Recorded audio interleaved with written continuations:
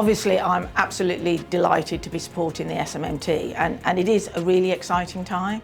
The SMMT has a strong history of supporting the automotive sector, and of course, it's not missed that so does Unipart, and I think Unipart has both that deep understanding of both supplying safety critical components for over sort of 40 years and complex logistics services across the whole globe. So there's just a perfect alignment. That, I think, is why SMMT wants to speak to a supplier like us, where we've got that multiple capability, end-to-end supply chain capability.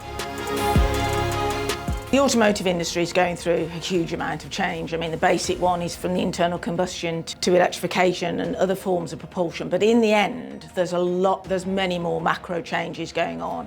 You know, we're seeing technologies transfer from one sector to another. You only have to walk into some of our sites that historically will have been purely automotive, and to see now as serving more than one sector, to understand the backdrop that we have in helping SMMT.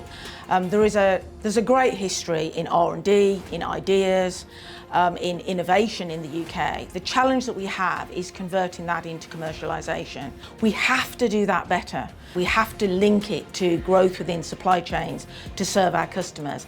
And I think we're really well placed with our broad experience to be able to do that. We need to work with the SMMT on regulation and policy. We need to have, let's face it, a very UK perspective on the automotive industry. So I'm delighted. I'm delighted to join the board, to be working with the SMMT, and we have to mobilise. There is a call to action, a genuine call to action to develop the supply chains of the UK to serve our customers. And I think the SMMT and Unipart are really well placed together to work together to do just that.